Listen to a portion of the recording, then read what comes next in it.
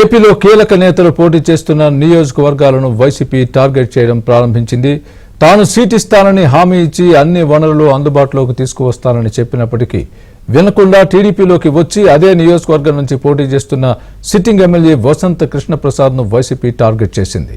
ఏకంగా కడప గ్యాంగ్ను మైలవరంలోకి దించింది.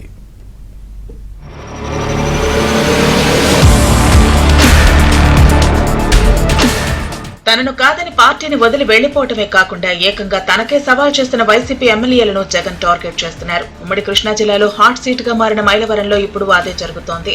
ఆంధ్రప్రదేశ్ లో సీటు ఇస్తామన్నా వద్దని వెళ్లిపోయిన వసంత కృష్ణప్రసాద్ పై ఇప్పుడు జగన్ గురిపెట్టారు. ఎలాగైనా సరే అతన్ని ఓడించాలని ప్రయత్నాలు ప్రారంభించారు. ఇందుకోసం మైలవరంలో వసంత కృష్ణప్రసాద్ వైసీపీ ఎమ్మెల్యేగా ఉన్న సమయంలో ఎంపీటీసీగా ఓడిపోయినా జడ్పీటీసీగా గెలిపించిన తిరుపతిరావును కృష్ణప్రసాద్ కు ప్రత్యర్థిగా రంగంలోకి దించారు. తిరుపతిరావును గెలిపించేందుకు ఇప్పటికీ 3 ఇన్ఛార్జీలను మార్చారు. ఒక ఇన్ఛార్జి పార్టీ ఇచ్చిన ఫండ్ ను తీసుకుని వెళ్లిపోవడంతో అతనిపై వచ్చిన ఆరోపణల నేపథ్యంలో మార్చివేశారు. ఆ తర్వాత హర్షారెడ్డిని నియమించి అతన్ని తొలగించి ఇప్పుడు తిరుపతి రెడ్డిని ఇన్ఛార్జిగా నియమించారు. తాజాగా 2 రోజుల క్రితం కడప నుంచి 60 మందిని మైలవరానికి తరలించారు. వీరు మైలవరంలో మూసివేసిన సూపర్ మార్కెట్ హాల్స్ లో మకాం వేశారు. వీరంతా ప్రస్తుతం నియోజకవర్గంలోని ఒక్కొక్క గ్రామానికి ఇన్ఛార్జీలుగా వెళ్లి అక్కడ పోల్ మేనేజ్మెంట్ తో పాటు డబ్బు పంపిణీ కార్యక్రమాన్ని పర్యవేక్షిస్తున్నారు. వీరు కాకుండా మరో 60 మంది వస్తారని వారికి కూడా వసతి ఏర్పాటు చేస్తున్నారని సమాచారం అందింది. అయితే కడప గ్యాంగ్ మైలవరంలో దిగిందని నియోజకవర్గంతో సంబంధం లేని వారు ఎలా వస్తారని కూడా టీడీపీ నేతలు ప్రశ్నిస్తున్నారు. అంతేకాకుండా రిటర్నింగ్ అధికారికి కూడా మైలవరం పట్టణ టీడీపీ అధ్యక్షులు రామకృష్ణ ఫిర్యాదు కూడా చేశారు.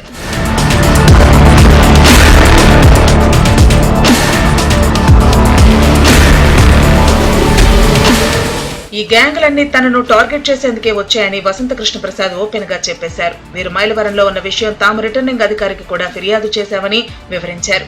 రాబోయే వారం రోజుల్లో కడప గ్యాంగ్ మైలవరంలో ఎలా తిరుగుతుందో చూస్తామని కూడా ఆయన హెచ్చరించారు. రాబోయే వారం రోజుల్లో మైలవరంలో ఏం జరుగుతుందో మీరే చూస్తారని కూడా వసంత కృష్ణప్రసాద్ ఏబిఎన్తో చెప్పారు. కృష్ణప్రసాద్ని మేము టికెట్ ఇస్తాం, మేము అన్ని వనరులు సమకూరుస్తామంటే మమ్మల్ని కాదని వెళ్ళాడు. ఏమైనా సరే మేము ఓడగొట్టాలని ఒక టార్గెట్ పెట్టుకున్నాం, దేనికైనా మేము తెగిస్తాం అది ఇదని చెప్పారంట. నేనే వీటికి ఏం భయపడినండి. ముఖ్యమంత్రి గారికి భయపడేవాడిని అయితే అసలు నేను పోటీ చేయను, వాళ్ళు కాదని బయటికి రాను. రేపు ముఖ్యమంత్రి గారు నా మీద కక్ష కట్టి వాళ్ళ రాయలసీమ నుంచి గోండాలను దించారు. ఒక 70 మంది ఇప్పుడు వచ్చున్నారంట, ఇంకో 70 మంది రేపు ఇంట్లో వస్తున్నారంట. రమ్మనండి, లేకపోతే ముఖ్యమంత్రి గారి ద్వారా ఇక బాంబులు బ్యాచ్లు కూడా తెచ్చమానండి, నాకేం బాధ లేదు. 60 మంది అంత వచ్చారు, ఇంకొక 60 మంది రేపు ఇంట్లో రాబోతా ఉన్నారంట రాయలసీమ నుంచి. ఈ రాయలసీమ అనగానే ఇక్కడ ఎవరు తడుపుకునేవాడు, ఇక్కడ భయపడేవాళ్ళు ఎవరు లేరు. వాళ్ళకి చూడండి ఇప్పుడు వచ్చే వారం రోజుల్లో గ్రామాల్లో ఏం జరుగుద్దో, ఈ రాయలసీమ పెత్తందారులు గ్రామాల్లో ఎక్కడ తిరుగుతారో ఎట్లా తిరుగుతారో చూద్దాం. మేము సిద్ధం, ఖబర్దార్.